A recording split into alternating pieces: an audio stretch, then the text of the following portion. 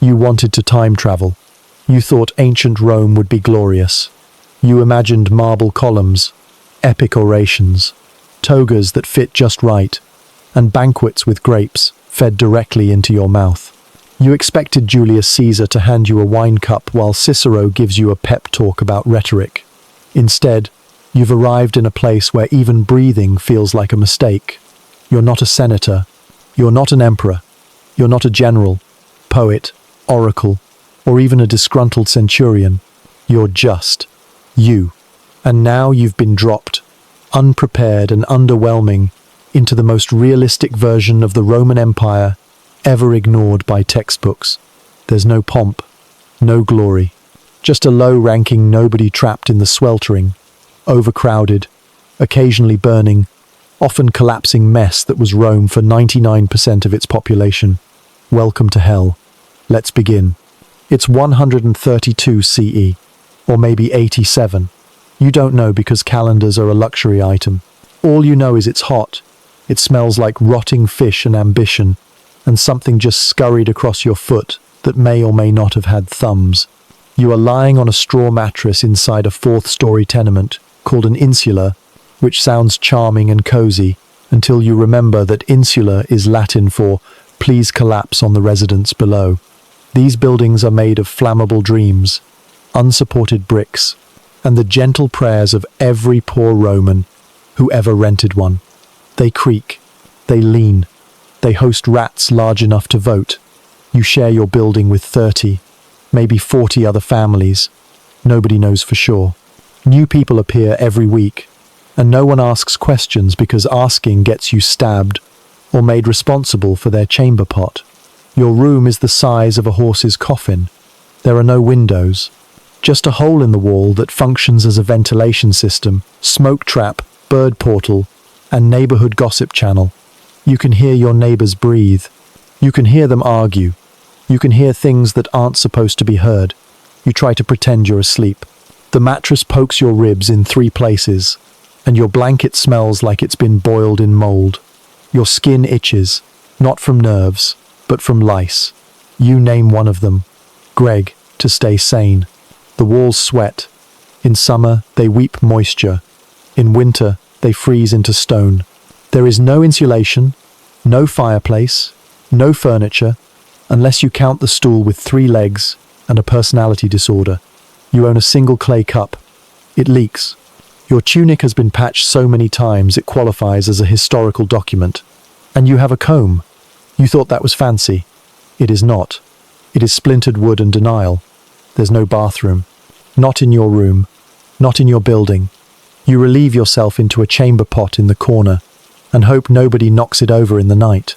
In the morning, you'll carry it down 4 flights of stairs while praying to Jupiter that you don't slip and become part of the street's contribution to public sanitation.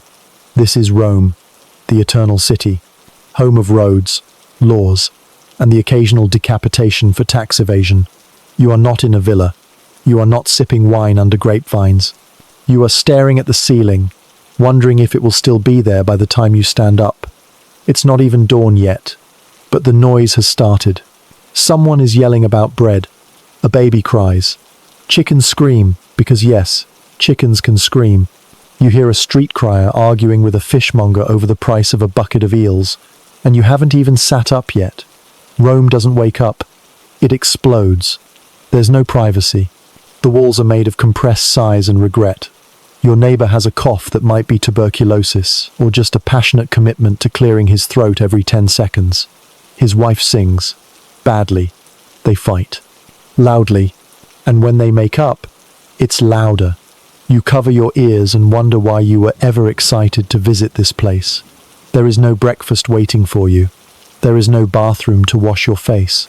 You chew a piece of bread that could double as a building material and wonder if the ants crawling on it count as protein.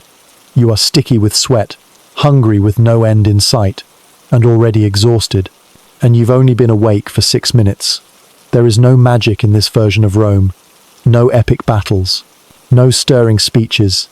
Just grime. Constant, clinging, historical grime. If you look out your door, You'll see a hallway wide enough for a single skinny person to stagger through sideways. There is a candle flickering weakly near the stairwell. Wax is expensive, so it's mostly wick and hope. You descend the stairs slowly, gripping the railing that's more termite than wood. The floor creaks beneath your feet like it's personally offended by your weight. Someone spills water above you. You flinch, waiting to see if the ceiling joins you on the next level. It holds, barely. Once you're on the street, the air slaps you with the scent of humanity. Not perfume, not roasted meat. Humanity. Sweat, fish, animal dung, sewage, incense, rotting vegetables, and something you hope isn't what you think it is. A man limps past, bleeding from the shin, muttering about goats. A beggar asks for a coin. You check your pouch. It's empty, like your stomach, like your hope. You shuffle toward the public fountain to splash your face. There's a line. There's always a line, and someone ahead of you is using the water to wash their armpits. You wait your turn. You get splashed. You get elbowed. You accept it, because this is Rome, and the fountain is not for refreshment. It's for not dying of dehydration. It's a luxury. You see someone drop dead on the street. People step over the body. Someone mumbles a prayer. Someone else steals the dead man's sandals. The vigiles, Rome's underpaid, undertrained, and generally uninterested night watchmen, appear 2 hours later to declare him already dead. No one disagrees. You move on. There is no job security, no sick days. If you don't show up to work today, your pay is docked, your tools are given to someone else, and you are replaced faster than the lettuce wilts in the sun. Your feet ache from yesterday's labor. Your back twinges. You step into the street. A cart nearly hits you. The driver shouts obscenities. You shout back. He laughs. You lose. Welcome to the commute. The road is packed with wagons, goats, vendors, pickpockets, and smells you can't identify. You try not to breathe through your nose. You try not to trip. You try not to look anyone important in the eye. Because here, importance means power, and power means pain. You pass a temple. People are bowing, offering incense, muttering prayers. You do the same. You don't believe in all the gods. You don't know half their names. But skipping a ritual means risk, and you can't afford risk. The gods are always watching, or at least your neighbors are. If your roof collapses next week, they'll blame your missed sacrifice. Not poor construction. You finally arrive at your place of work. A construction site, a warehouse, a market stall. It doesn't matter.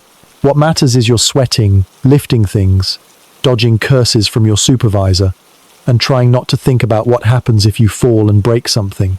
Because there's no workers' comp, no doctors you can trust, just pain, a dirty rag, and the hope your bones reset in the correct direction. Welcome to your day. This is Rome. It is eternal.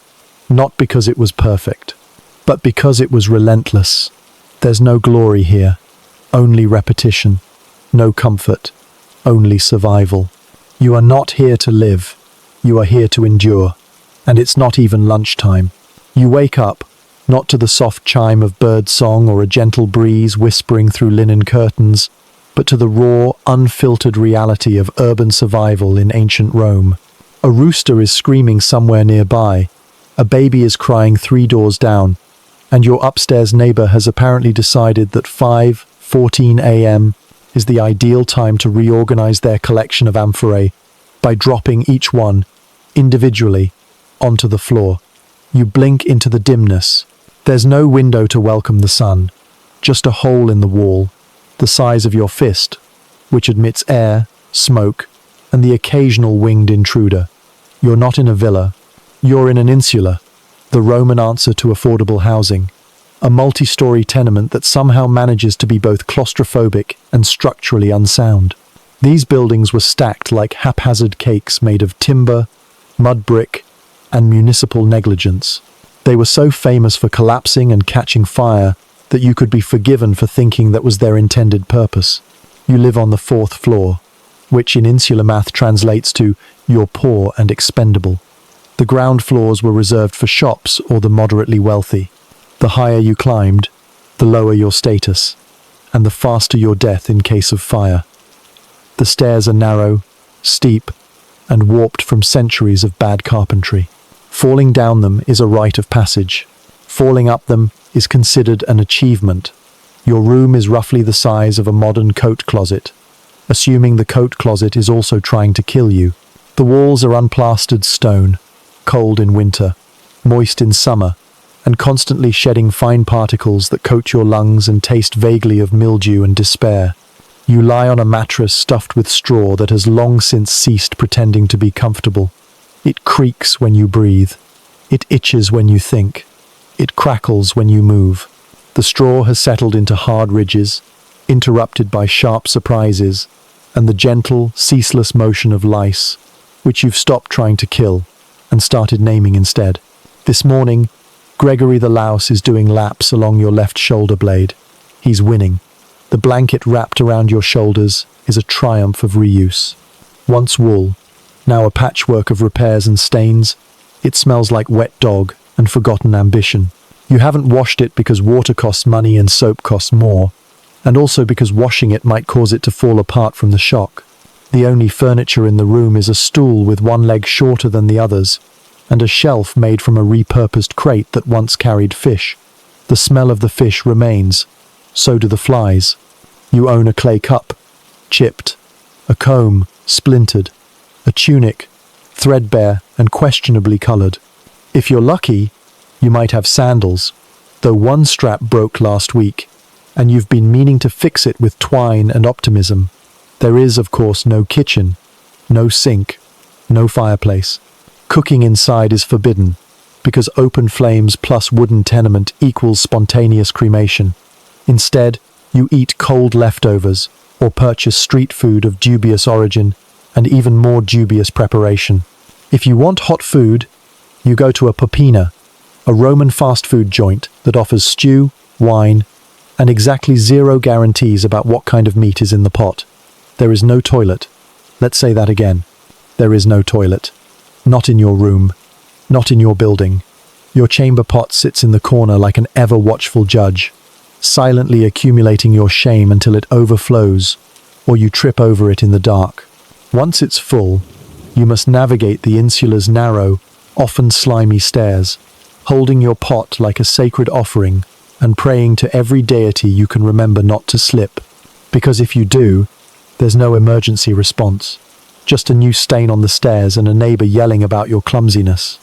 The floor beneath you groans as your upstairs neighbor paces, muttering curses at his unpaid rent or his unfaithful girlfriend or possibly his own existence.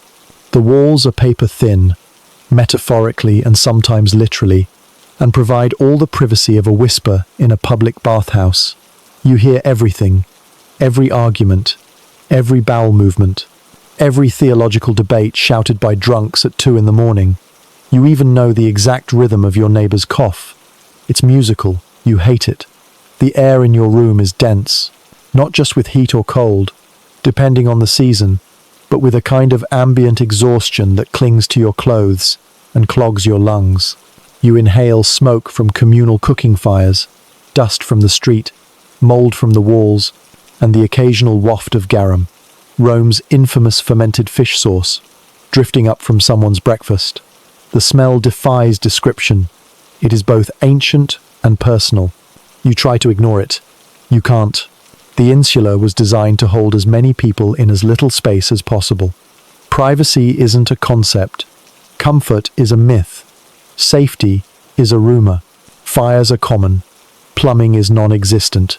And landlords are elusive creatures that appear only when demanding rent. Maintenance is a task reserved for the gods.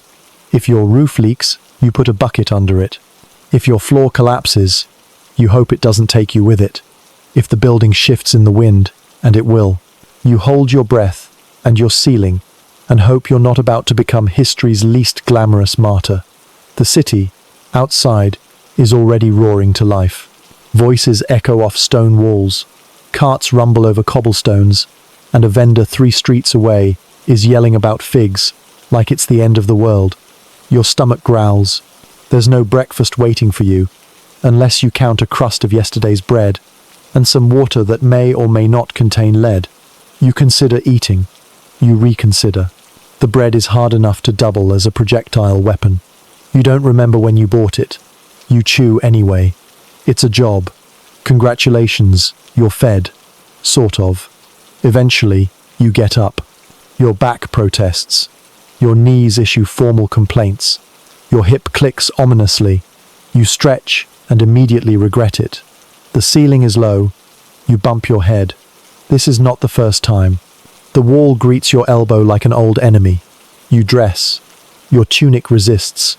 Your comb snaps. Gregory the louse relocates to your neckline. The chamber pot stares. You sigh. You gather your things, such as they are, and prepare to face the day. Your expectations are low. Your hopes, lower. But you made it through the night. In Rome, that counts as success. You're not a senator. You're not rich. You're not safe. But you're awake. And for now, that's enough. Welcome to the insula. Welcome to your life. You won't last long, but neither did anyone else.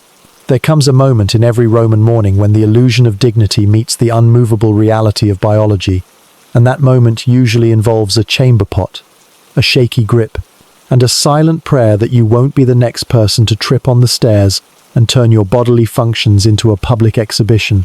You've woken up in an insula. You've avoided collapsing through the floor, and now, clutching your ceramic shame bucket, you shuffle out into the street in search of the one thing more elusive than hope in ancient Rome, a toilet that isn't already in use or on fire. The Roman latrina is not a private affair. It is not a quiet retreat. It is not a place for contemplation or inner peace. It is a stone bench with holes in it, lined up like a grim chorus of human necessity, with no partitions, no doors, and no concept of personal space. Welcome to the public restroom, where you and your fellow citizens squat side by side, shoulder to shoulder, exchanging awkward glances and occasional political commentary while trying not to fall in. The latrina is technically a marvel. Water runs beneath the bench, in a shallow trench designed to carry away the collective guilt of 1,000 morning regrets. In theory, it keeps things clean. In practice, it keeps things moving, barely. The bench itself is stone, cold in the winter, hot in the summer, and always engraved with the memory of those who sat before you. There are no assigned seats. You simply sit where space allows and hope your neighbor respects the unspoken rules of latrine etiquette, which are, unfortunately, mostly ignored. Conversation is common. Silence is suspicious. If you're not talking, someone might assume you're hiding something, like a body or a rebellious thought. So you pretend to care about grain prices or the weather while clenching muscles you didn't know you had and avoiding eye contact with the man directly across from you who has decided now is a good time to eat olives. You will never unsee this. There are no flush handles. There is no toilet paper. What you get instead is the tursorium, a communal sponge on a stick kept in a bucket of vinegar or salt water. You're supposed to rinse it before and after use, but definitions of supposed to vary widely in ancient Rome. The sponge is not replaced regularly. It is not labeled. It is not cleaned. It is, in many ways, the final test of your Roman resilience. If you can survive the tursorium without questioning your life choices, you may truly be ready to endure the empire. Some citizens bring their own cleaning cloths, fr-aid linen, strips of wool, or if they're wealthy, moss. But you're not wealthy. You're not prepared. You are here, now, sharing a sponge with strangers in a room that smells like fermented history. The latrina has no roof, or if it does, it leaks. Rain mixes with everything else and turns the floor into a slippery trap for the unlucky. The walls are often graffiti covered, not with declarations of love or poetry, but with crude jokes, political slogans, and the occasional threat scrawled by someone too cheap to pay for wax tablets. The room echoes with the sounds of splashing, shifting, sighing, and the occasional yell of surprise when someone's sandal slips. And there are sandals. Everyone wears them.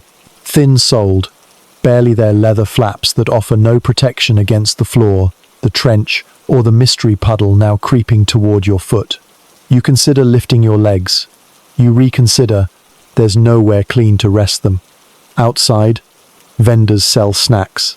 Inside, people pretend this is normal. You begin to wonder if it is. Maybe privacy is a modern invention. Maybe embarrassment is optional.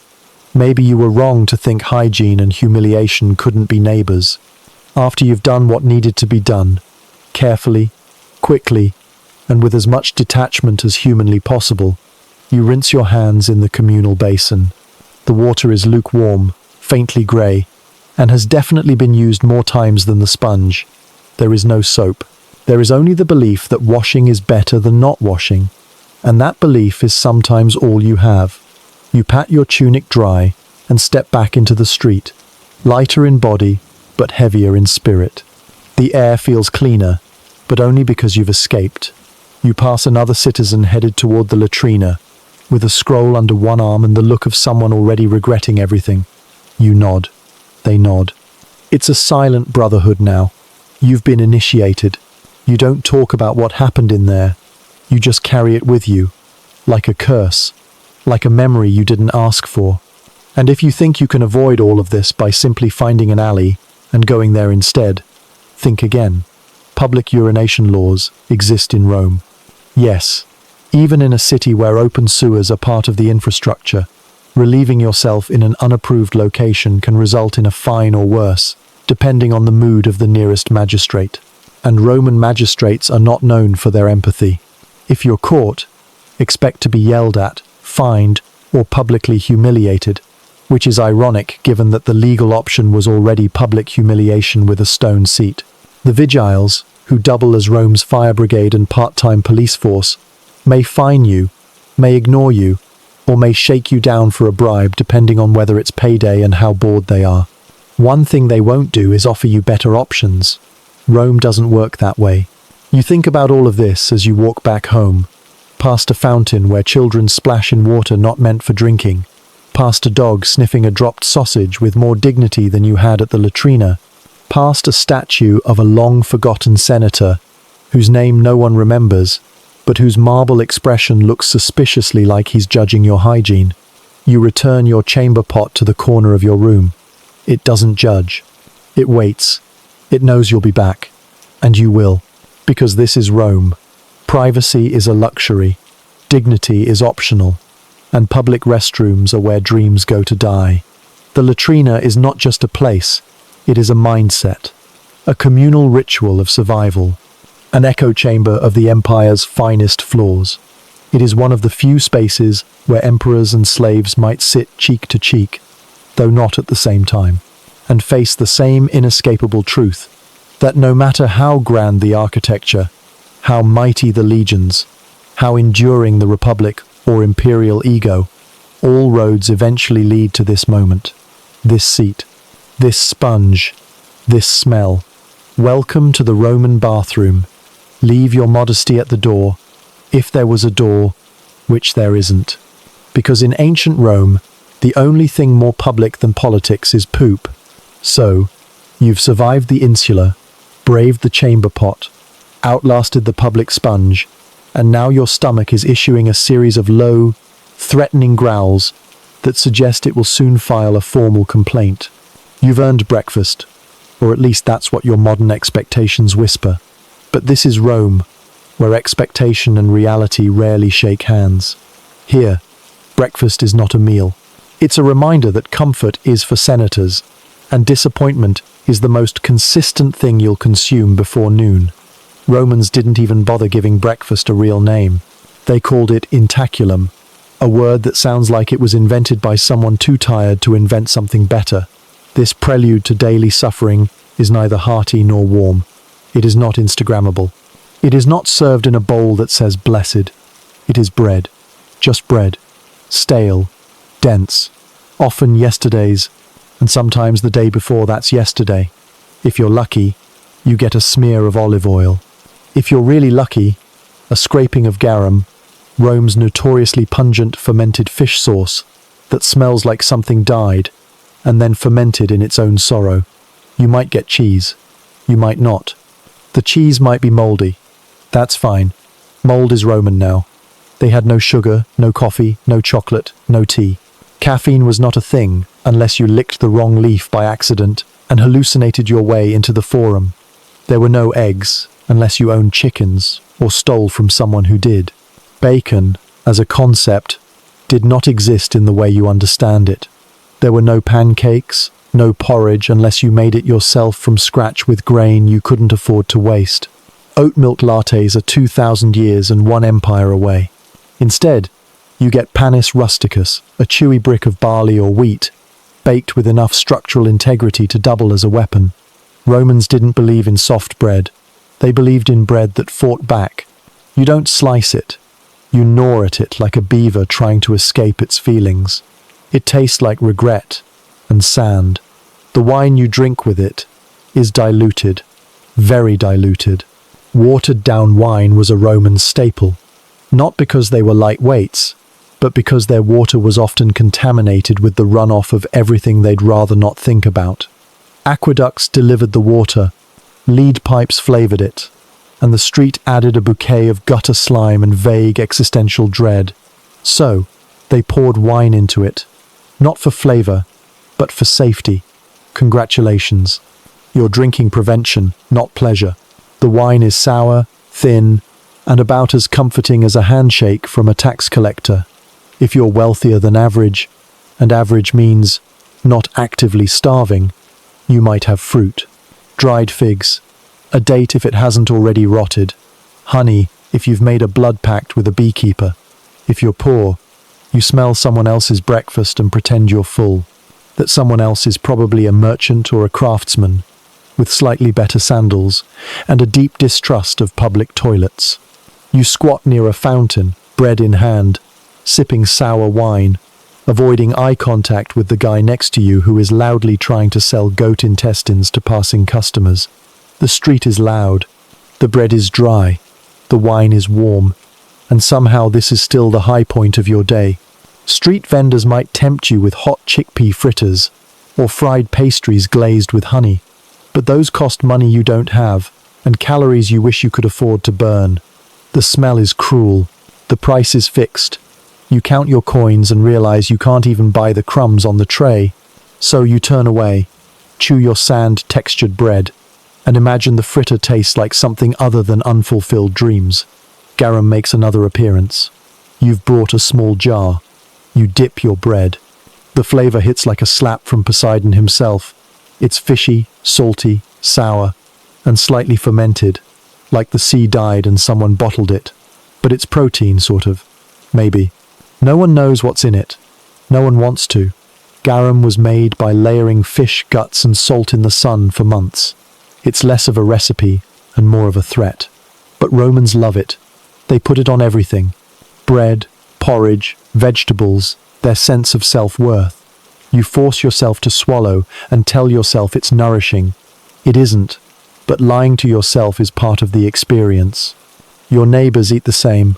A hunched woman gnaws silently beside you. A child licks his fingers.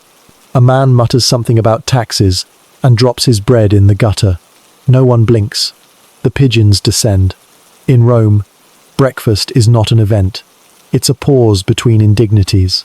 A brief, flavorless interlude before labor crushes your spirit and the sun starts cooking you from above. You eat standing, or sitting on a broken crate, or leaning against a wall that smells like sweat and time. You don't linger. You don't chat. You chew and go. If you're a soldier, you eat fast. If you're a laborer, you eat while walking. If you're a teacher, you eat while pretending not to cry in public. Everyone is tired. Everyone is chewing. No one is smiling. Even the bread looks like it's frowning. If, by some divine accident, you do have a bit of honey, you guard it like treasure. You drizzle it onto the bread, watch it soak in, and imagine for a few precious seconds that this is luxury. But it's not. It's a delay. You'll be hungry again in an hour, and there's no lunch break unless your boss decides not to impress someone important. And if he does, you'll be working through lunch, carrying bricks on an empty stomach, and wondering if that pigeon would taste better grilled or stewed. Rome does not care if you're hungry. It cares if you're productive. Breakfast, such as it is, serves one purpose: to prevent you from fainting in public. It doesn't succeed. People still faint. People still collapse. But the bread absorbs just enough wine and bitterness to keep you vertical. Barely. There is no ceremony, no coffee ritual, no warm hugs from a cup. There is only bread. And possibly some cheese if the gods are feeling generous and your neighbor didn't steal it first. Breakfast in Rome is not about beginning the day. It's about surviving its arrival. You finish your meal. You lick your fingers. You sigh. You consider washing your hands. Then remember there's no soap. And the water basin smells like old onions. You wipe your hands on your tunic. It doesn't help. You stand up. The sun is higher now. The noise louder. Your job is waiting. Your back already hurts. Your stomach is confused. Your mouth tastes like sour fish and broken promises. And you, once again, are reminded that in Rome, the most important meal of the day is not meant to nourish your body. It's meant to remind you that you're still alive. And that's about as good as it gets. It's morning in Rome, which means it's time to work, which is to say, it's time to surrender your body to repetitive strain, your lungs to dust, and your soul to a job that pays in aches, insults, and maybe, if the gods feel particularly generous, one extra cup of diluted wine at the end of the week. There is no weekend. There is no holiday. There is no organized union of overworked plebeians carrying picket signs demanding bread and basic respect. There is only you, your calloused hands, and the unspoken understanding that if you stop moving, someone else will take your spot before your corpse cools. Your work depends on your class, which depends on your birth, which depends on who your father bribed 9 months before you were accidentally created. If you're a slave, your job is everything, and your payment is nothing. If you're a freedman, your job is everything, and your payment is slightly more than nothing. If you're a citizen, congratulations. You are now legally allowed to die of exhaustion in public, with slightly more paperwork. You walk to work, because horses are for aristocrats, and carts are for goods. Your sandals slap against cobblestones coated in last night's waste, and today's optimism. The streets are alive with shouting, smells, wheels grinding on stone, and curses launched between vendors like arrows. You dodge a dog, a child, a puddle, and a man relieving himself next to a statue of Jupiter. The statue does not approve. Neither do you. Your job site is a construction zone. You are building something. No one tells you what. It could be a bathhouse. It could be a temple. It could be the latest vanity project of some senator whose only exposure to labor is watching his slaves carry his ego from one villa to another. You are handed a tool. It is rusty, chipped, and possibly older than the Republic. You swing it anyway. The foreman yells, instructions no one hears. Dust chokes your nose. Sunday bakes your scalp. Sweat stings your eyes. You work next to men with missing teeth, broken noses, and stories you don't want to hear because you're already afraid of your own future. The job is simple. Lift this, move that, don't die. The hours stretch like poorly tanned leather. You don't get breaks. You get moments. Moments to breathe. Moments to curse. Moments to ask the sky why it hasn't collapsed and ended all of this. You carry bricks that weigh more than your dignity. You stack them in places that make no structural sense. You climb rickety scaffolding built by someone whose grasp of geometry is rivaled only by their hatred for human life. There are no helmets, no safety harnesses, no inspirational posters reminding you to believe in yourself.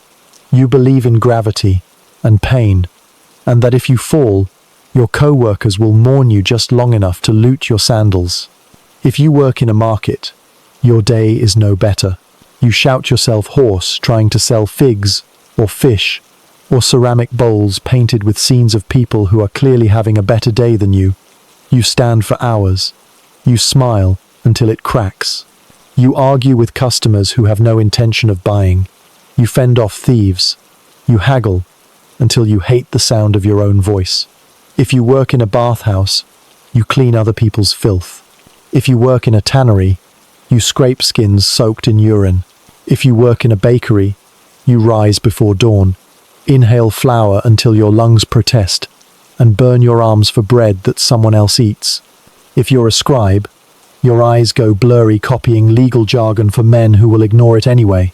If you're a courier, you run, all day, across uneven roads, through traffic, through insults, through threats. No shoes, no rest, just scrolls and sweat. Everyone works, even children, even elders. The city runs on labor, and it runs over those who fall behind. There is no such thing as too sick to work. If you're not bleeding out of something essential, you show up. If you're bleeding, you still show up, because if you don't, someone else will. And once replaced, always forgotten. Your boss is not kind. He is not inspirational. He is a man with too much facial hair and too few teeth, who communicates through grunts, gestures, and occasional threats. He tells you to work faster. He tells you to work harder. He tells you that if the wall collapses again, it's your fault. You agree, because arguing requires energy, and you spent that carrying limestone up 5 flights of death trap scaffolding. Lunch is not a meal. It's a pause, a crust of bread, a sip of wine, a shared joke, usually at someone else's expense. You eat standing, or crouched, or sitting on a rock that may or may not be sacred. You don't care. Your legs are shaking. Your back hates you. The food tastes like dust. But for a few glorious minutes, you are not lifting, or scraping, or shouting. You are simply alive. And that counts as luxury. After lunch, you return to work. The sun is higher. The air is thicker. The job is the same. The pain is louder. Someone gets injured. A cut. A fall. A smashed finger. There is no first aid. Just spit, cloth, and an insult about being clumsy. The man limps off. You take his place. You do not ask questions. You do not make eye contact. You just pick up the tool and swing, again and again, until your muscles blur into motion, and your thoughts disappear under the sound of repetition, and your sense of time dissolves into a rhythm of endurance. Evening comes late. The foreman calls an end to the day.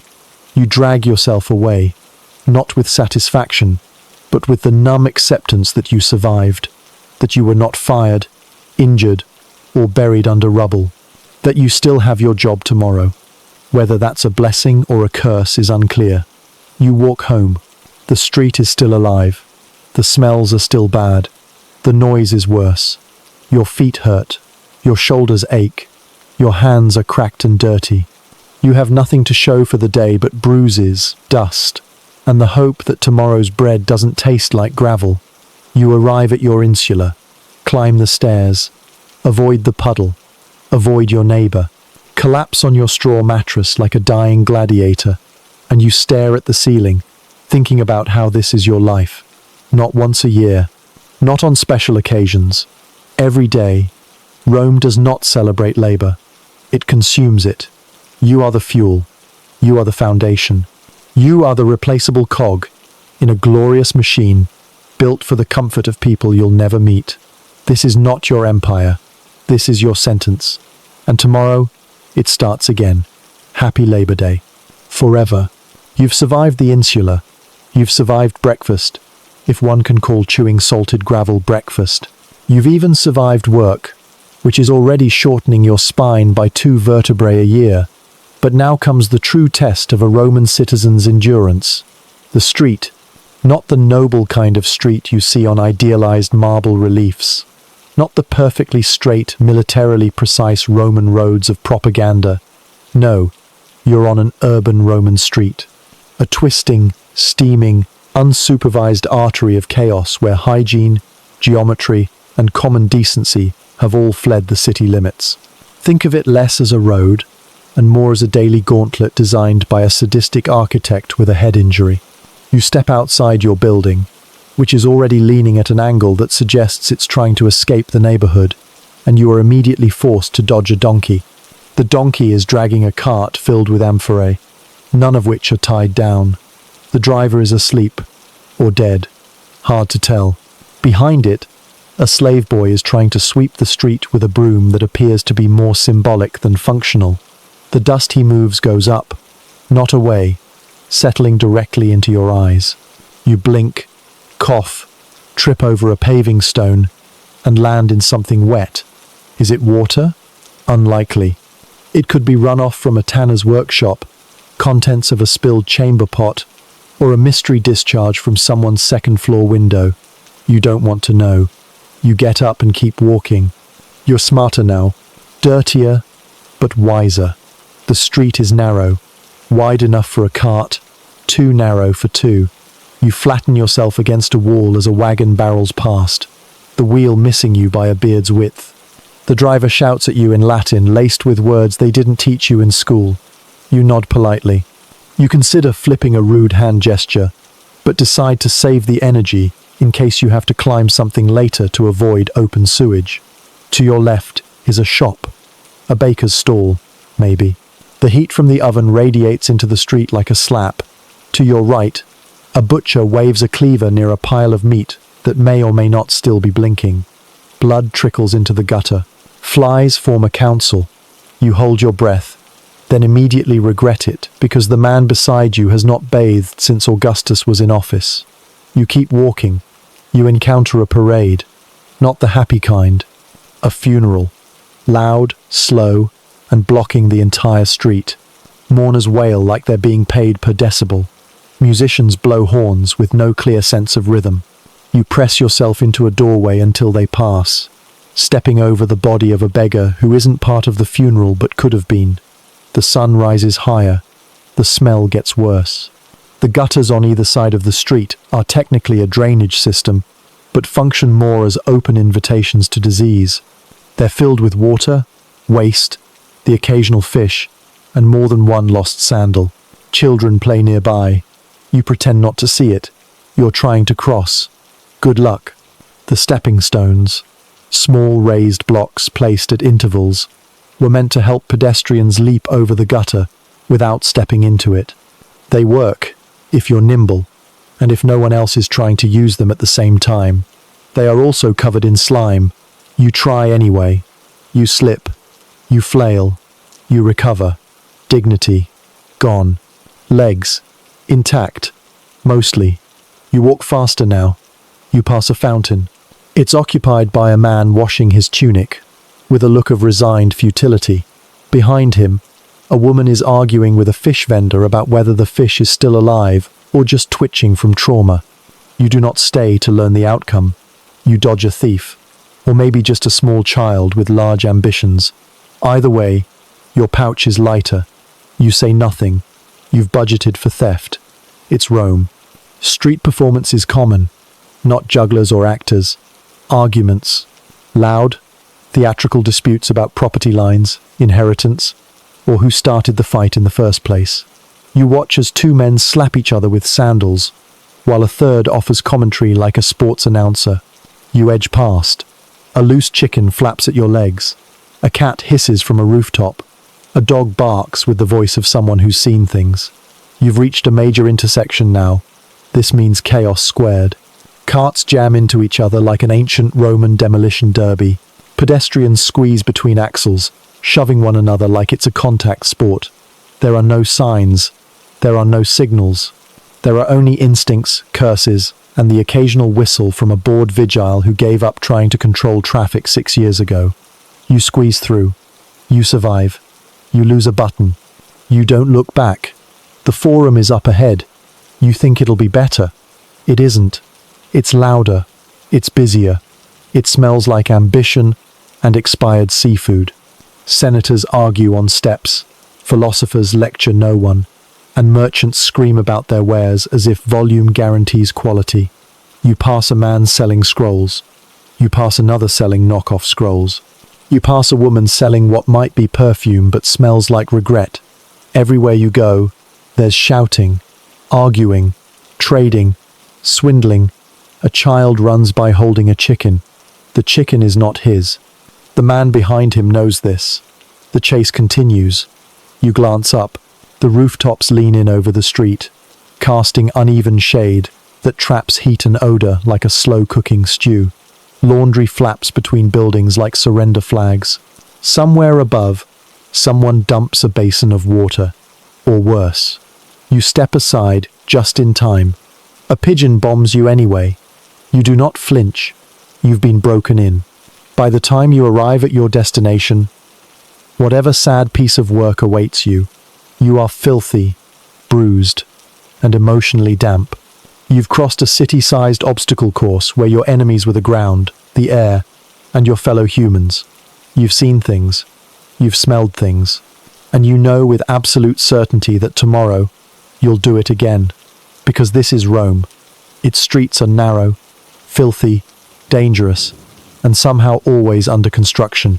They are a reflection of the city itself. Magnificent from a distance, hellish up close. And you are not a charioteer. You are not a senator. You are not strolling under colonnades in golden sandals while poetry follows you. You are the average Roman, and the street is your arena. You will not win. You will survive. If you're lucky. Let's get something out of the way before the marble propaganda crushes your skull under a mountain of imperial PR. Yes, Rome had aqueducts. Yes, they were a feat of engineering brilliance, capable of transporting millions of gallons of water from distant springs into the heart of a thirsty empire. Yes, they were long, elegant, majestic, and photogenic in the way ruined arches always are when you're not the one dying of thirst. But if you think that meant water for everyone, you've been drinking from the wrong amphora, because like everything else in Rome, the aqueduct was a monument to inequality. It didn't bring water to you. It brought water past you, towards someone wealthier, cleaner, and significantly more smug, the average Roman citizen, especially the kind that lived in a fifth-floor insular flat, with a fire hazard for a ceiling and a rat problem that paid no rent, was not sipping cold water from a personal tap. You were lucky if the public fountain 2 streets over hadn't been urinated in by the time you arrived.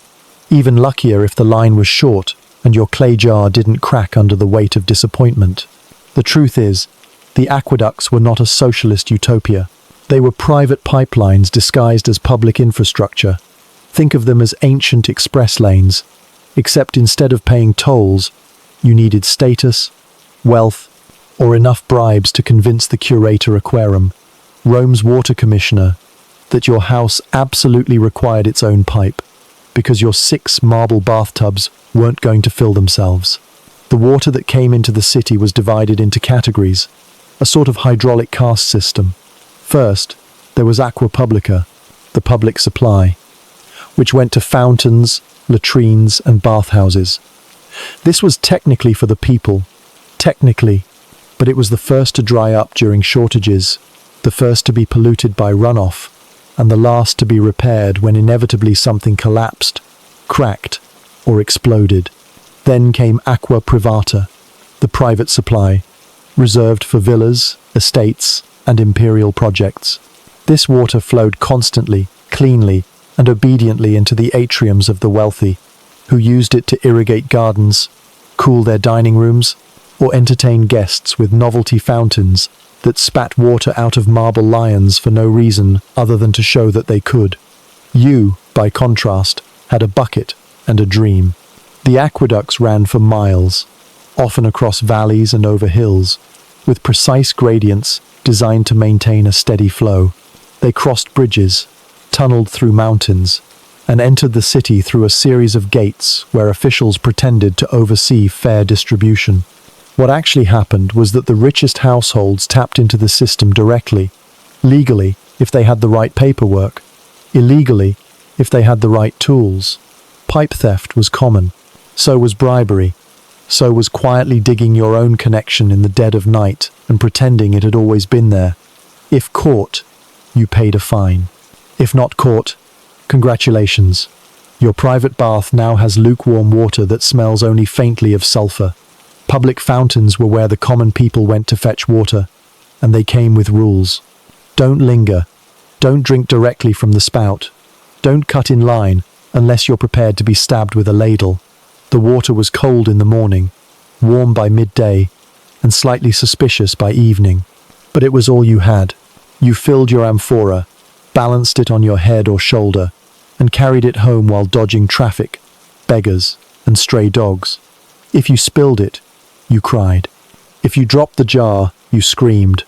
If someone tried to steal it, you fought. There was no plumbing in your home. That was for the elite.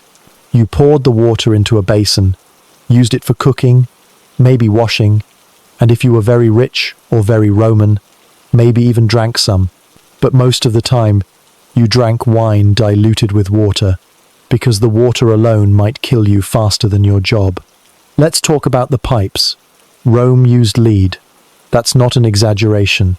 It's a fact. Plumbum, Latin for lead, gave us the word plumber. The rich had lead pipes running through their homes, decorative, toxic, and efficient.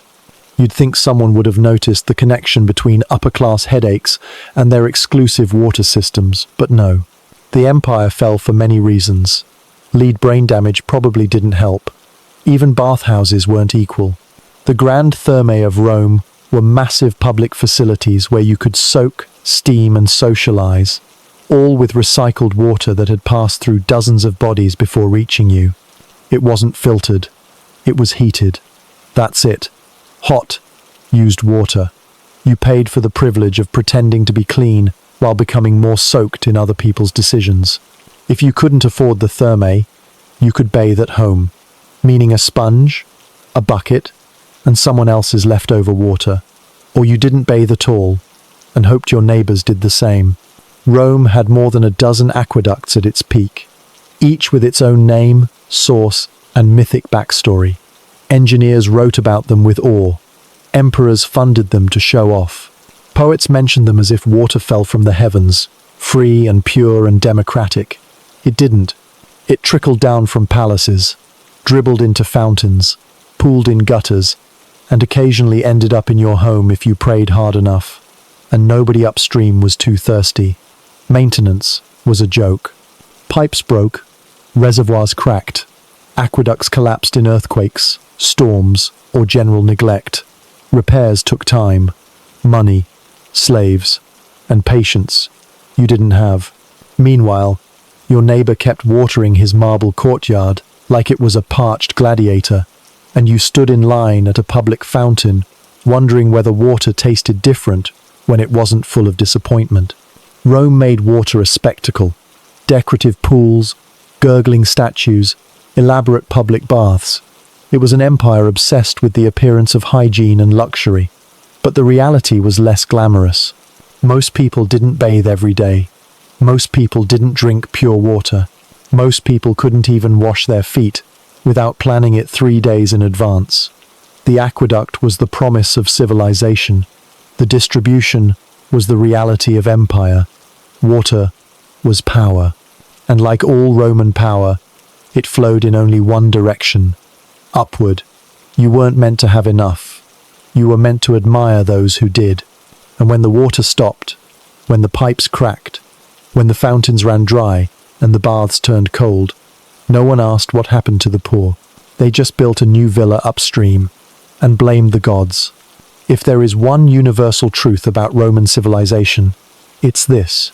They believed deeply, fervently, and unquestioningly in pain, not as something to be avoided, not as a necessary evil, but as a foundation of character, a cultural pillar, and, when possible, a form of public entertainment. In Rome, pain wasn't an accident, it was the plan. It was discipline, it was honor, and it was everywhere. You wake up with pain. Your back is sore from sleeping on a straw mattress that makes rocks seem luxurious. Your legs ache from yesterday's labor, and your feet are already blistered before your sandals even go on. But you don't complain. No one wants to hear it.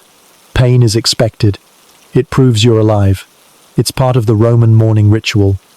Breed, water, and existential soreness. If you're a Roman soldier, pain is your best friend, worst enemy, and constant roommate. Basic training was designed by sadists and endorsed by every general who thought smiling was a form of weakness. You march for days, build camps, tear them down, march again. You're taught to ignore hunger, sleep, blood, and common sense. If your feet blister, you keep walking. If your arm breaks, you switch swords. You are punished for flinching. Pain is proof of your loyalty. If you're caught crying, your commander might mock you. Your comrades will definitely mock you, and the Senate might reward you posthumously for dying with dignity, which is Latin for, he bled quietly. Gladiators perfected pain. These weren't just slaves with weapons. They were icons of agony, celebrities of suffering. Their job was to be wounded artistically, to entertain with blood, to die memorably. They trained daily, fought publicly, and bled professionally. A broken rib was just a Monday. A missing ear was a signature look. If you limped, you owned it. If you cried out, you made it dramatic. The crowd didn't cheer for victory. They cheered for pain done well. And if you refused to fight, if you broke down in the arena and begged for mercy, you were mocked, punished, or turned into a human training dummy. Pain was the ticket in. Dying well was the only way out. Roman medicine, if you can call it that, was equally optimistic about suffering. Surgery existed, yes, but anesthesia didn't. The solution for pain was often more pain. Broken bones were set manually. Dislocations were yanked back into place with a prayer and a scream. If you had a toothache, they pulled it out with pliers made for horses. If you had a fever, they bled you. If you had anything else, they prescribed herbs, hope, and a reminder that the gods probably wanted you dead anyway. Pain was a diagnostic tool. If it hurt less, you were healing. If it hurt more, you were still alive. Roman education also came wrapped in pain. Children were beaten for wrong answers, slow writing, bad grammar, or just existing too loudly. Teachers used canes, rods, and sandals. Parents approved. Discipline was synonymous with bruises. Learning was soaked in fear. If you didn't memorize your lines, you memorized the feel of wood across your fingers. Students weren't shaped. They were hammered. Even Roman philosophy worshipped at the altar of pain. Stoicism, the empire's favorite coping mechanism, preached endurance, emotional control, and the noble art of pretending not to care when your world collapses. Pain wasn't an obstacle. It was the test. Seneca wrote about calmly enduring torture. Epictetus, himself, a former slave, said freedom begins when you stop fearing pain. You weren't supposed to avoid suffering. You were supposed to transcend it. By not flinching, by not reacting, by gritting your teeth and acting like the pain was part of your plan. This attitude seeped into every layer of Roman life. In court, a man who cried under accusation was assumed guilty. A woman who screamed in childbirth was told to be more like Lucretia, the semi-mythic Roman who stabbed herself to death without a sound. Weddings, funerals, and festivals all featured moments where someone was expected to endure something unpleasant with a stiff upper lip and an even stiffer neck. In politics, insults were sharp, reputations were shredded, and betrayal often came with a dagger. Senators schemed in public and bled in alleys. Julius Caesar didn't die in his sleep. He died with 23 stab wounds in the middle of a meeting. The message? Even power bleeds, especially power. Public punishment was another Roman specialty. Crucifixion, flogging, branding, and public execution weren't just for deterrence, they were for the audience. The pain was the point. Slaves were whipped in the forum.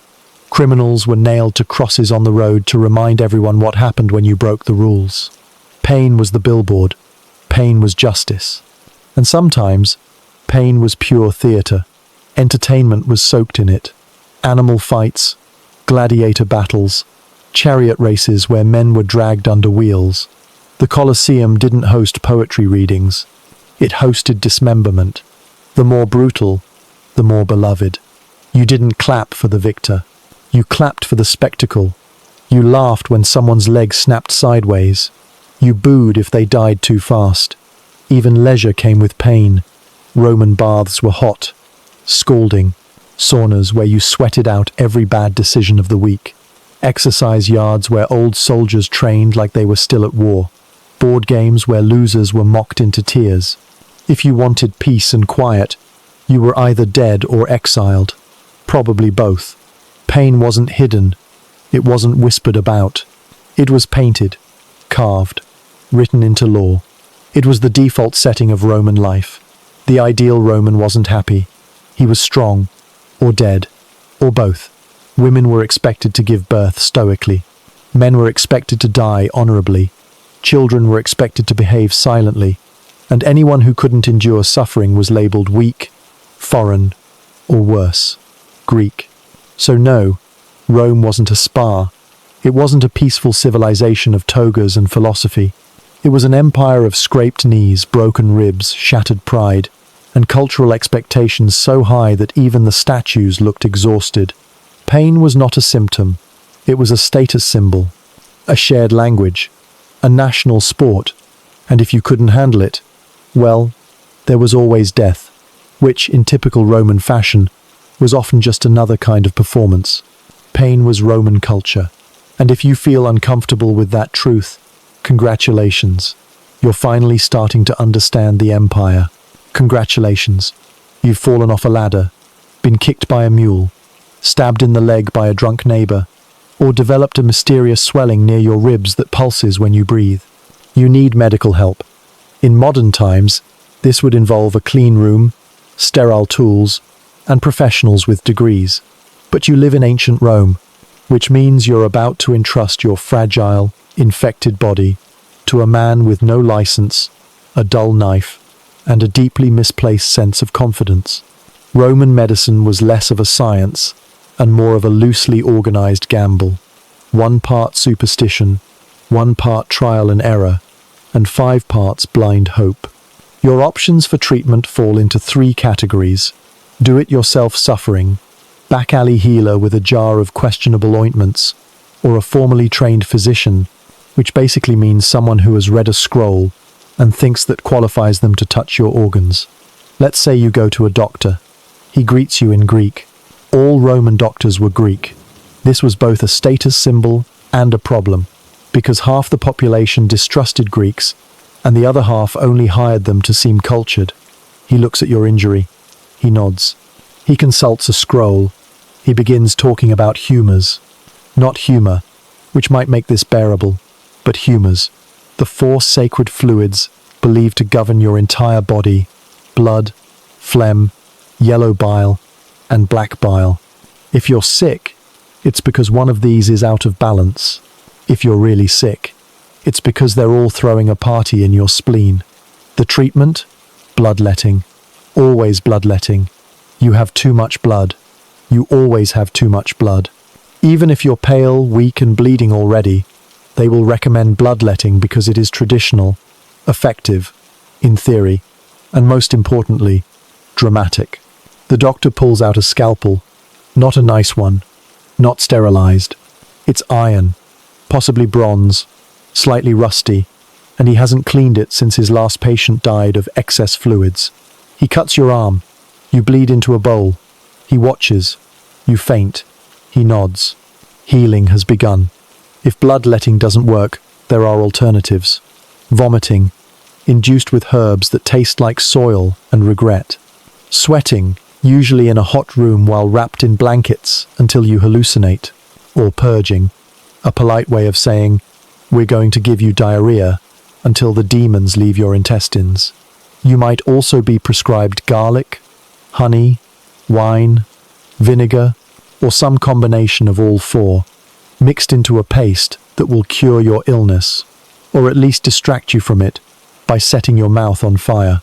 If your condition involves swelling, they may cut it open.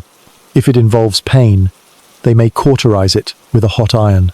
If it involves confusion, they may drill a small hole in your skull to let out the evil spirits. This is not metaphorical. Trepanation was real.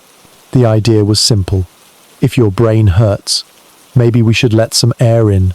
No anesthesia, no antiseptic, just screaming fire and spiritual optimism.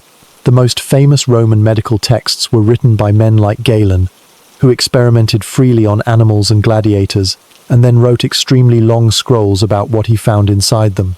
He was convinced that the liver was the center of emotion, the brain was mostly decorative, and all diseases could be classified by how damp or dry your bile felt that morning. These ideas were considered revolutionary. They were also very wrong. Surgeons did exist. They traveled with the army and carried kits filled with terrifying tools: saws, forceps, scalpels, hooks. They performed amputations, stitched wounds, and removed arrows. The success rate was measured not in survival, but in who screamed the least. Cleanliness was optional. Speed was encouraged. If you lived, the surgeon was a genius. If you died, your humors were too far gone. Either way, no refunds. Women had a different experience. Pregnancy and childbirth were considered natural processes, which is a polite way of saying, you're on your own. Midwives delivered babies using intuition, prayer, and a small arsenal of herbs with names like womb loosener or demon chaser. If complications arose, there was no surgery, just shouting, blood, and divine intervention. Many women didn't survive. Those who did were expected to be grateful and ready to do it again next year. There were public hospitals, but they were mostly for soldiers and slaves. Rich people had doctors come to their homes. Poor people had to visit temples, pray to Asclepius, and hope the gods were in a good mood. Sometimes they slept overnight in sacred courtyards, hoping for a dream that would contain a cure. Sometimes the dream was just a snake. You take what you get. Mental health? Don't ask. If you talk to yourself, you were either a philosopher or possessed. If you cried too much, you were hysterical. If you heard voices, they were probably from the gods and should be obeyed immediately. There was no therapy. There was no understanding. There were only chains, isolation, and the hope that you would calm down before the neighbors noticed. Hygiene played a strange role. Public baths were everywhere. People washed regularly, but they also shared water with dozens of others, including the sick, the bleeding, and the unwashed. They used communal sponges on sticks instead of toilet paper, and they walked barefoot through streets where waste management meant the rain will handle it. Every scratch was a risk. Every fever could be fatal.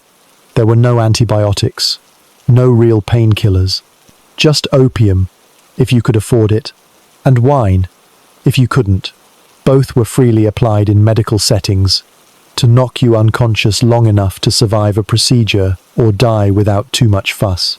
You leave your doctor's house weaker than you arrived, lighter by several coins, and smelling faintly of burned herbs and regret. You're not cured, but you've been seen. That's something. Probably you hobble home, clutching your bandaged arm, hoping your humors find their balance before the next full moon. And when your neighbor asks how it went, you say what every Roman says after a medical visit. Well, at least they didn't amputate. Yet, the sun has gone down. You've survived another day of Roman life, which means you've sweated, bled, yelled at someone in the street, possibly been stepped on by a goat, and now, miraculously, you're alive. So, you return home, broken in body and spirit, with one singular hope left: dinner. Not a feast, not a banquet, just a meal that won't kill you, offend your nose, or remind you that you live in an empire that prioritizes aqueducts over flavor. But this is Rome, and dinner doesn't begin with food. It begins with expectation, and then immediate disappointment. If you're poor, your dinner is going to be whatever is left over from yesterday that didn't grow legs and leave on its own. Maybe some beans.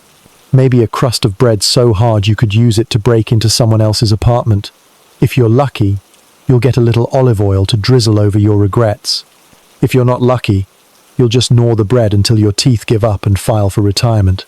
If you're middle class, which in Rome means you're not starving but you're still wearing the same tunic 3 days in a row, you might have a little barley porridge, some wilted vegetables, and, if the gods are in a good mood, floating, a shred of fish,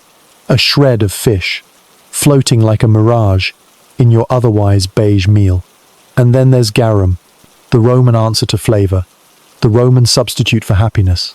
Garum is fish sauce, not a metaphor. It is actual fermented fish guts left out in the sun until nature does something horrifying. Anchovies, salt, thyme. That's it.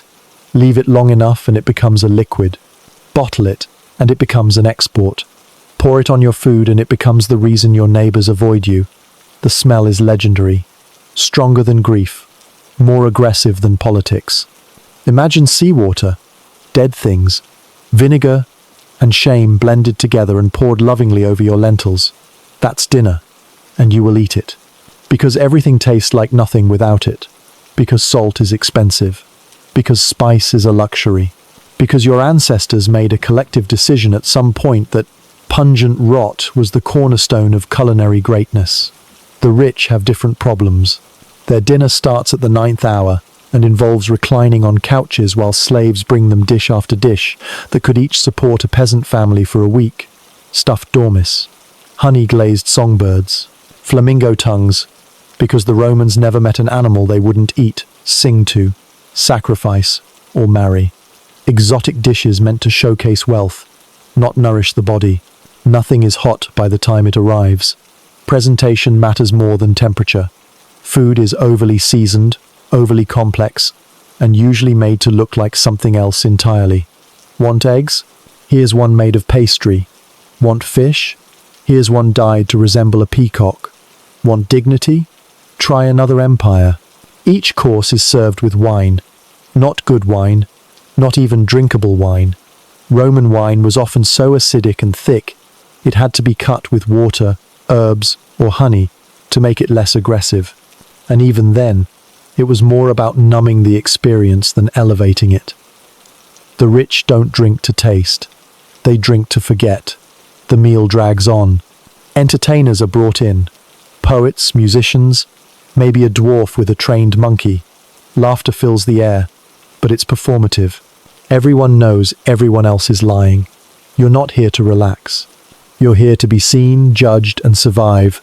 The social gauntlet of not insulting the host while quietly trying not to vomit up eels stuffed with figs. And yes, that's a real thing. Meanwhile, the slaves scurry silently behind the curtains, managing the chaos, delivering the garum-soaked fantasies of their masters, and hoping no one spills anything, or starts a philosophical debate about stoicism. You, average Roman, are not at this dinner. You are home, at your small table, if you have one, with your family, if they're still awake, eating pulses, cabbage, and the same porridge you had for breakfast, except slightly less warm and slightly more sad. There's a clay lamp sputtering in the corner. You pretend the flickering light makes it cozy. The child spills something. The dog begs. Your neighbor screams at his wife through the wall. You take another bite and pretend you don't hear it. This is dinner. This is Rome. And you tell yourself, once again, that garum is an acquired taste, that the sharp tang of decaying mackerel is what civilization is built on, that Julius Caesar probably had it with every meal, and if it was good enough for the man who conquered Gaul and ruined the Republic, it's good enough for you. But deep down, in the part of your stomach not yet coated in fermented slime, you know this isn't food. It's survival dressed as tradition, grief ladled over barley, a reminder that luxury is always one floor above you, and real nourishment is always just out of reach.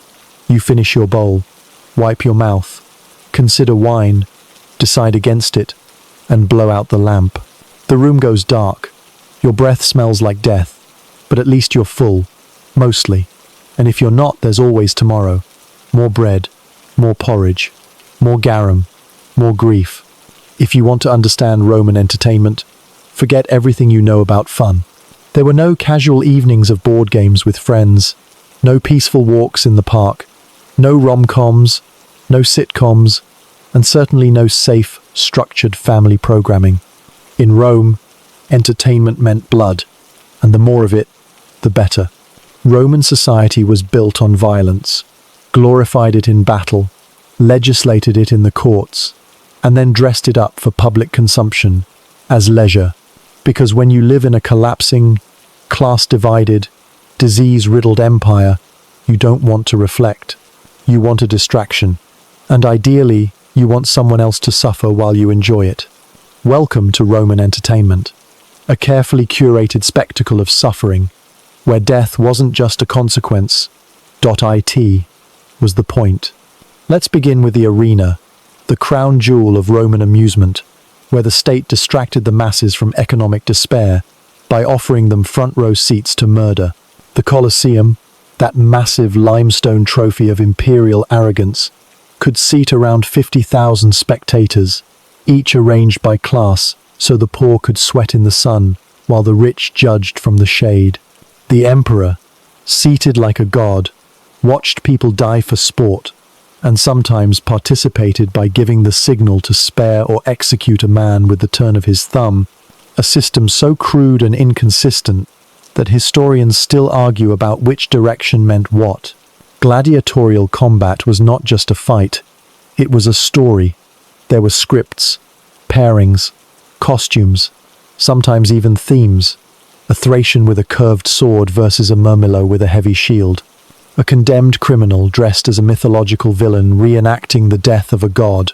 The blood was real, the stakes were often life and death, and the crowd loved every second. These were not warriors, they were entertainers. Slaves, prisoners, and volunteers. Yes, volunteers, often bankrupt citizens with nothing left to lose, who trained in schools that looked more like prisons. They were beaten, branded, and bound by contracts that promised glory or a shallow grave. If they fought well, they might win prizes. If they became popular, they might win freedom. If they died quickly, they were replaced. But the violence didn't stop with humans. No Roman mourning was complete without the venationes, beast hunts, that opened the day's events. Exotic animals from across the empire were paraded into the arena like living maps of conquest, then slaughtered for applause. Lions, leopards, bears, elephants, even crocodiles were stabbed, shot, and harpooned in choreographed massacres that blurred the line between spectacle and slaughterhouse. Sometimes, criminals were tied up and left for the animals. Sometimes, unarmed performers had to survive with nothing but a stick and poor judgment. Spoiler, they didn't. If there were enough lions left afterward, they'd be saved for afternoon executions. And yes, those were public too. The audience brought snacks. Then came the Naumachia, mock naval battles staged in flooded amphitheaters or specially dug basins, where real ships manned by real convicts rammed, burned, and drowned each other for the amusement of people who had never missed a meal. The logistics were insane. Entire lakes were drained. Aqueducts were diverted. Prisoners were handed oars and told they could maybe win their freedom if the sharks didn't get them first. But the Romans didn't just enjoy watching death. They enjoyed watching the process of death. Execution was performance. A man sentenced to die might be crucified publicly, slowly, deliberately, in the center of a forum. Others were burned alive. Some were sewn into sacks with animals and thrown in the river because someone thought that was poetic. Even watching a man beg for mercy was a form of entertainment. The pain was the message. The suffering was the show. And if the crowd got bored, they could always chant for something bloodier. Not all Roman entertainment involved murder, just most of it. There were the theatre performances, long, loud, dramatic affairs, filled with masked actors shouting moral lessons or ribald jokes. But most citizens preferred mimes, who could mock politicians without being arrested, or acrobats who might fall and snap a limb mid-performance. Because nothing says fun like watching a man break his spine while juggling torches. There were chariot races too, Rome's version of NASCAR, except without safety rails, rules, or concern for human life. The Circus Maximus could hold over 150,000 people, all screaming as four-horse teams raced around a narrow track, crashing, flipping, and dying in full view of their families. Teams had fan bases, factions that fought in the stands, and stabbed each other in alleys. This wasn't sport, this was identity. And if your favorite charioteer died, you wept. Until the next race. Even dinner parties came with violence. Wealthy Romans loved to host banquets where, between courses of flamingo and sea urchin, they'd bring in musicians, poets, and sometimes a gladiator or two for private duels. Nothing digests peacock brains quite like the sound of metal against metal and the occasional scream. Children were raised on this. From an early age, they watched it. They mimicked it. They played gladiator in the streets. They cheered when someone got hurt. They knew that pain meant spectacle and death meant applause. Compassion was not encouraged. Weakness was not tolerated. And empathy was left at the arena gate. All of this was part of a system. Bread and circuses, as the poet Juvenal said. Keep the masses fed and distracted, and they won't notice that the empire is rotting. Give them blood, and they'll forget their hunger. Let them cheer the suffering of others, and they'll forget their own. It worked. For a while. Eventually, the games faded. The empire fractured. The amphitheaters crumbled. But the idea that violence could be packaged, sold, and consumed as entertainment never really died. Rome didn't invent brutal spectacle. They perfected it. And in doing so, they revealed something deeply Roman and depressingly human. When life is cruel, the best way to forget is to watch someone else bleed, preferably in a well-lit venue, with snacks. Justice, in Rome, was never about fairness. It was about control, order, revenge, theatre. Not the kind with masks and poetic metaphors, but the kind with chains, public sobbing, and audience participation. Roman justice wasn't blind. It had perfect vision and an excellent memory. Especially if you were poor, especially if you were foreign, especially if you didn't bribe the right people at the right time. The Roman legal system looked impressive on scrolls. There were codes, courts, and magistrates with titles longer than your trial. 12 tables, Praetorian edicts, civil law, imperial decrees. It all sounded civilized, until you actually needed it. Then you learned that justice, like everything else in Rome, was for sale. If you were wealthy, you hired orators to defend you, not lawyers, orators. Men who specialized in speaking dramatically while gesturing just enough to make the jury feel like you were the real victim. They wore nice togas. They quoted Cicero. They wept on command. And they never lost to someone poorer than you. If you were poor, you defended yourself. Against orators. Against evidence you weren't allowed to see. Against a judge who already hated your accent. Trials were public, loud, and performed like moral plays for the crowd. If you were lucky, the audience was bored. If you were unlucky, they were in the mood for blood. Guilt was optional. A good performance could save you. A bad haircut could doom you. Once convicted, the punishments began. And Rome didn't believe in subtlety. Their justice system had one rule: make it hurt, and make it visible. The first level was fines, assuming you had money. If not, they skipped straight to physical consequences. Flogging was a favorite. Stripping someone naked and whipping them in the forum was considered both educational and entertaining. Slaves were flogged for minor offenses, major offenses, and sometimes just because their master had a headache. No one protested. It was just discipline. For more serious crimes, there was branding. Letters seared into the skin. F for thief. C for convict. You didn't get privacy. You got a permanent label. Think of it as an ancient Yelp review carved into your face. Then there was exile. If you were important, politically inconvenient, or just in the emperor's way, you were sent away, not for your safety. For everyone else's peace of mind, you weren't killed, you were erased. A walking reminder that Rome could remove you from the story without breaking a sweat. But the real punishments, the ones that drew crowds, broke spirits, and made small children cry, were public executions. Crucifixion was reserved for slaves, rebels, and people the state really wanted to humiliate. You were tied or nailed to a cross, hoisted up for all to see, and left to die slowly while birds considered you a buffet. It could take days. No one looked away. The message was clear. This is what happens when you forget your place. For traitors, The punishments were more creative. Beheadings in the Forum, limbs chopped off as warm-ups. Thrown from the Tarpeian Rock, a scenic cliff in Rome, used for tossing the unwanted into a dramatic and rocky afterlife. It wasn't just execution, it was a ritual. You didn't just die, you were displayed. For murderers, and especially vile criminals, there were the damnati ad bestias, condemned to the beasts. Thrown into the arena with wild animals, unarmed, often naked, and always terrified. It wasn't a fight, it was lunch for the lion. The crowd cheered, children clapped, vendors sold snacks. The only person not having a good time was you. If you stole a loaf of bread, you might lose your hand. If you insulted an official, you might lose your tongue. If you conspired against the emperor, you lost everything. Your life, your property, your reputation, and often your family, because collective punishment was considered efficient. Why stop at one body when you can make an example of 10? Women weren't spared either. Their punishments were modified for decency, which meant they were strangled before being thrown to the beasts or burned alive under a nice veil.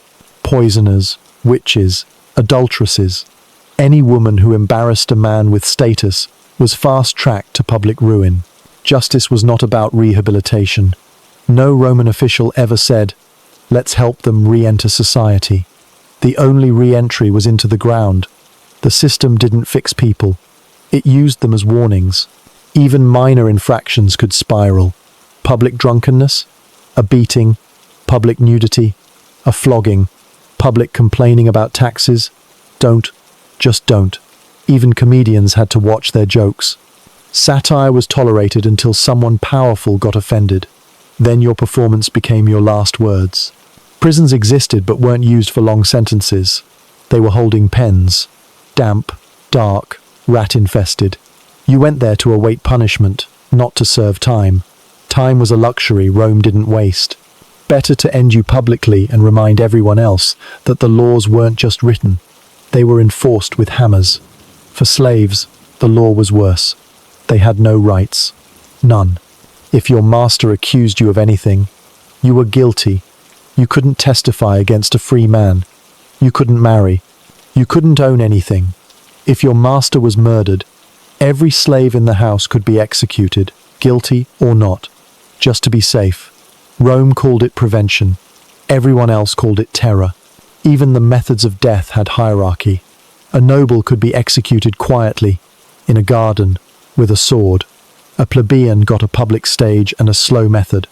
A slave got pain first, death second. Justice wasn't just blind.it, was tiered, biased, and brutal. But Rome was proud of it. They wrote about it. They carved it into stone. They turned executions into public holidays. They believed punishment kept the peace, that fear maintained order, and that watching someone else suffer was a healthy civic pastime. And if you didn't agree, you kept it to yourself, unless you wanted to be part of the next show. In the end, Roman justice wasn't about right and wrong. It was about power, about reminding you where you stood, about giving the masses a show when the empire was crumbling. It didn't have to be fair. It had to be loud, painful, and unforgettable, and preferably before sunset, so the city could wash away the blood before dinner. If you woke up this morning in ancient Rome, hoping for a day off from spiritual obligations, too bad. Religion in the Roman world wasn't a matter of personal belief. It was civic duty, state-sponsored anxiety, and a full-time job you didn't apply for but still had to show up to every day in the correct robe. Roman religion wasn't about faith. It was about fear management. You didn't pray to feel connected. You prayed to avoid disaster.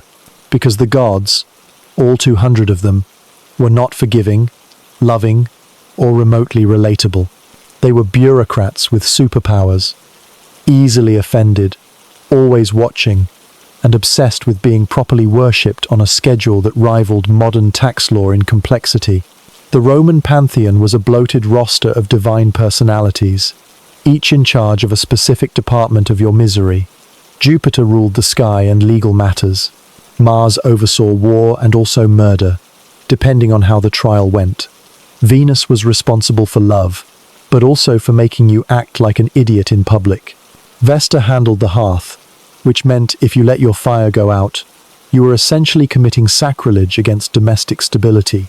Every tree, door, and mouldy wall had a minor deity assigned to it. There were gods of hinges. Yes, hinges. You prayed to Cardia so your door wouldn't fall off. You offered cakes to Forculus, who protected your door frame. And if you forgot, you risked letting evil spirits in. Religion was exhausting. Daily rituals began with sacrifices, sometimes just a pinch of grain, other times a whole animal. You needed a priest, a proper chant, and the ability to interpret entrails like they were divine Yelp reviews. If the liver of your sacrificed sheep looked weird, the gods were displeased. With you, with your family, with your upcoming crop yield, priests would recommend a second sacrifice, which meant another animal, another ritual, another round of watching grown men squint at intestines like they were deciphering ancient prophecy, which they believed they were. State religion ran like an overfunded, emotionally unstable military parade. Temples dominated the city, staffed by priests who weren't especially holy, but were politically appointed and disturbingly good at remembering dates. There were calendar festivals almost every week. Saturnalia, Lupercalia, Lemuria, Vestalia, the list goes on. Each one a ritual buffet of offerings, public processions, awkward dances, fire, and rules. Always rules. Mess up a chant, and you had to start the entire ritual over, even if it was halfway done, even if it was raining, even if someone had already fainted. The gods were listening, and they were picky. Private homes had household shrines. You lit incense. You made offerings. You whispered the names of your ancestors, hoping they wouldn't haunt your dreams for forgetting their birth dates. You kept a lararium, a tiny altar for your household gods, and if you moved to a new house, you had to move the gods too, not symbolically, physically, like furniture, with spiritual resentment issues. Funerals were religious marathons. You had to bury the body within 8 days, hire professional mourners to wail convincingly, and host a feast so the dead wouldn't come back for seconds. Then you observed a mourning period, performed purification rituals, and occasionally sacrificed a pig just to be thorough. If you were wealthy, you built a tomb. If you were poor, you hoped your relatives remembered where they left you. Forgetting the dead was not just impolite. It was dangerous. Their spirits might wander, whisper, curse your crops, or worse, show up during Lemuria, the festival for angry ghosts. You threw black beans to distract them, recited chants to send them away, and avoided eye contact with every shadow for the rest of the month. Religious festivals were chaotic. Saturnalia, the most famous, was a week-long reversal of everything Rome stood for. Slaves were allowed to insult masters, gambling was legal, and everyone got drunk, while pretending this wasn't completely unhinged. It was state-sponsored catharsis, and the gods seemed to enjoy it, or at least tolerated it with the same patience they showed toward lightning and volcanic eruptions. Which is to say, barely. Religious tolerance was generous and temporary. The Romans had a habit of conquering people, stealing their gods, and adding them to the roster.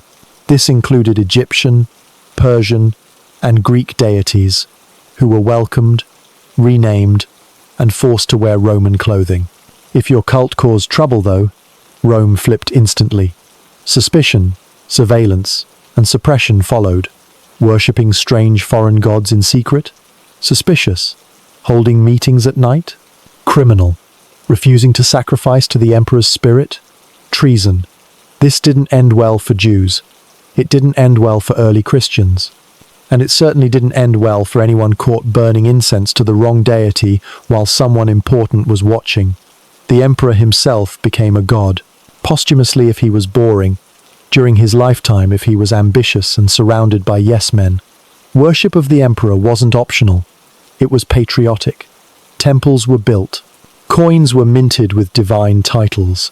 And when things went wrong, plague, famine, uprisings, the people blamed it on religious negligence.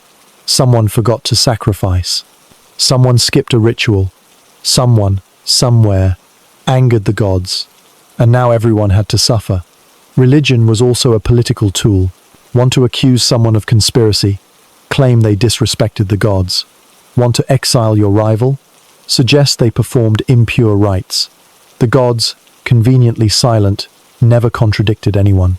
They accepted all offerings, punished all offenses, and never published their own side of the story. Even skeptics had to play along. Philosophers muttered in corners about superstition, but even they lit candles when the earth shook. Because it's one thing to argue theology, it's another to tempt Jupiter during a thunderstorm. Religion permeated everything: birth, marriage, illness, contracts, construction, and crime. Before you planted a tree, you sacrificed. Before you traveled, you prayed. Before a trial, you swore oaths to gods who were legally allowed to smite liars with illness. Did they? Probably not. But did you want to take that chance? In short, religion in Rome was not comforting. It was mandatory, repetitive, and terrifying. You didn't believe in the gods because they loved you. You believed in them because they might kill you if you didn't. You obeyed the rituals not because they made sense, but because they kept society glued together with blood, incense, and the constant sound of sheep being sacrificed at dawn. Faith wasn't the goal. Compliance was. And if you did everything right, the gods might ignore you. Which, in Rome, was the best outcome you could hope for. In Rome, social climbing wasn't just difficult. It was absurd. Imagine a ladder. Now imagine it's been soaked in olive oil, is missing half its rungs, and the people already at the top are throwing roof tiles at your face to make sure you stay where you belong. That's Roman society. Rigid, hostile, and held together by performance, bribery, and the constant fear of being mistaken for poor. Roman social classes were supposedly structured with clarity, like a well-organized hierarchy, but in reality, it was a bureaucratic nightmare of moving parts, shifting definitions, and overlapping privileges. At the top sat the senatorial class, land-owning aristocrats with money, connections, and a permanent seat at the table of imperial decisions. They dressed in specific tunics with wide purple stripes to let everyone know they were better than you. They didn't work. They presided. They weren't just rich. They were rich and untouchable, unless they offended the emperor, in which case their heads became decorative features in the forum. Below them were the equestrians. Think nouveau riche, with less prestige, but more flexibility. They ran businesses, collected taxes, and managed public contracts. They could be fabulously wealthy, but still denied the elite social perks unless they bought enough property, married the right people, or died in battle while their family wrote flattering poems about their courage. Then came the plebeians, the so-called commoners. This group included everyone from moderately successful merchants to people who shared a mattress with 3 goats and called it real estate. They could vote, they could serve in the army, they could dream, but dreams in Rome had price tags, and plebeians were constantly reminded that no matter how hard they tried, they were not the people writing the laws. They were the people being taxed by them. At the bottom were the slaves, not citizens, not people, legally property. They cleaned, cooked, constructed, and were blamed for everything from bad weather to economic downturns. Their social mobility depended entirely on the whims of their masters and the unlikely event of manumission, which could turn them into freedmen.fre, but still branded by their former servitude like a social tattoo no amount of money could erase. So how did you climb? Slowly, painfully, strategically. If you were born into wealth, your best shot was the cursus honorum, the political career ladder that started with minor public office and ended, if you were lucky and morally flexible, in a consulship. Each step required not just competence, but sponsorship, bribes, flattery, marriages to daughters of other powerful men whose personalities were irrelevant as long as they could produce heirs and keep quiet during dinner. You had to host games, sponsor temples, build baths, all to prove you were generous, even while bankrupting yourself for a statue with your name on it that no one would remember. Reputation was currency. You had to be seen. At the forum, at banquets, In the courts, networking wasn't optional. .it was survival. One wrong joke, one poor guest list, and your career could stall permanently. And gods help you if you were caught associating with the wrong people. Romans loved scandal almost as much as they loved hierarchy. For equestrians, climbing meant proving you were more useful than you were dangerous. Manage a province well, extract some taxes, avoid open rebellion, and maybe, just maybe, the emperor noticed. You could be elevated, given a command, trusted with something important, until you weren't. One misstep, one rumor, and you were back to managing grain shipments and wondering if your name was on a list. Plebeians had fewer options. They could serve in the army for decades, distinguish themselves in battle, and receive land that no one had explained was already occupied.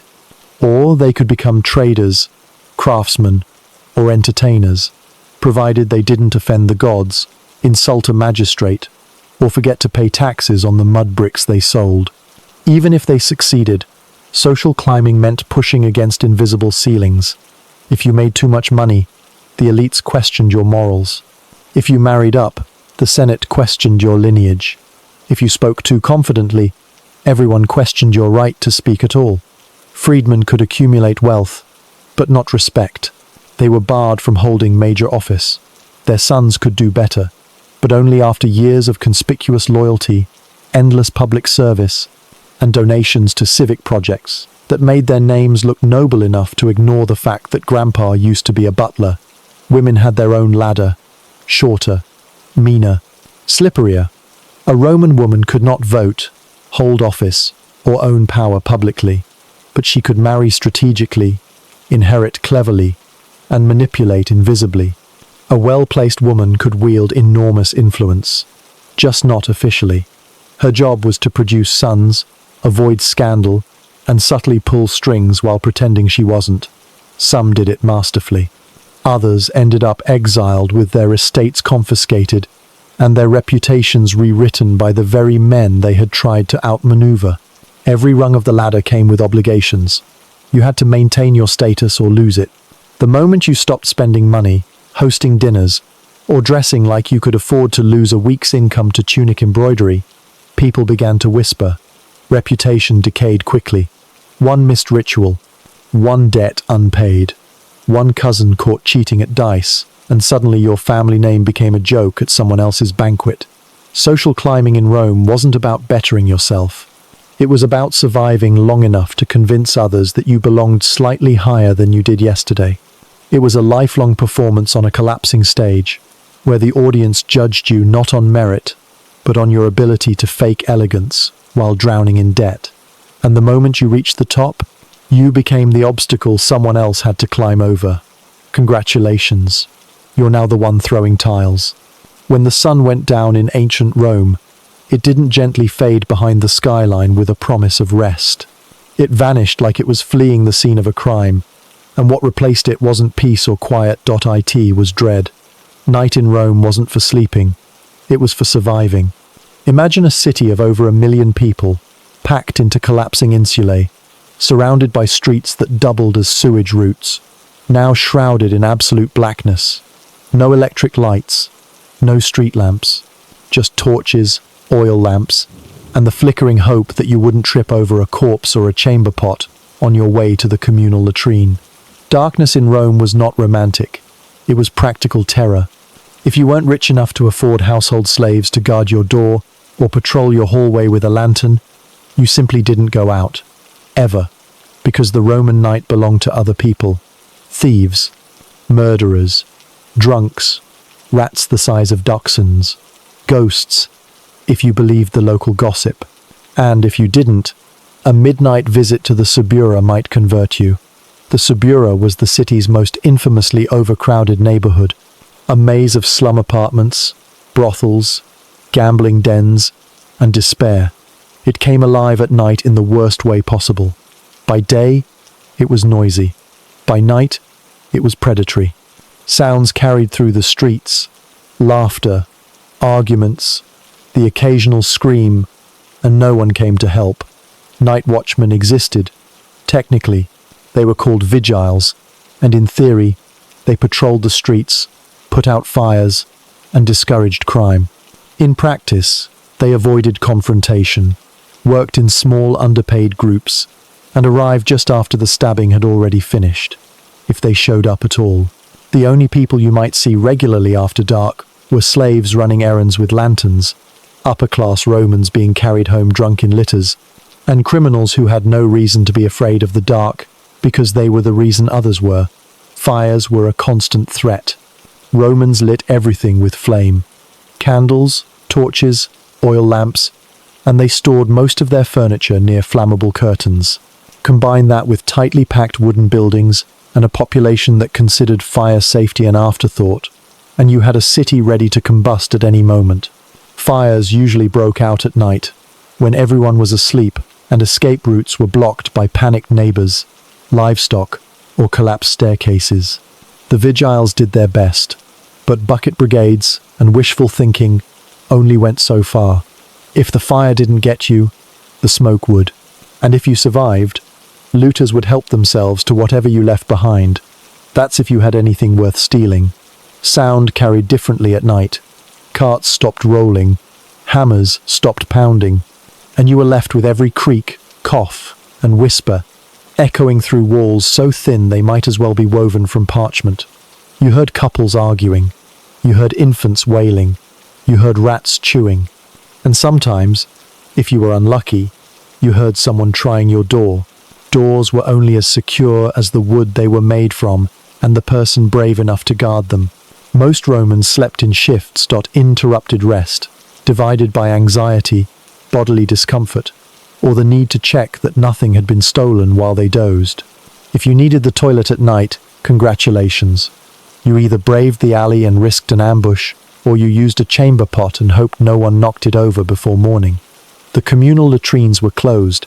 The darkness did not accommodate your digestive schedule. Candles were precious. Oil was expensive. So most people moved by memory, not light. If you bumped into something, you cursed softly and hoped it wasn't alive. If it hissed back, you kept moving. Sometimes the darkness whispered. Romans believed in ghosts, lemures, larvae, and all manner of resentful spirits.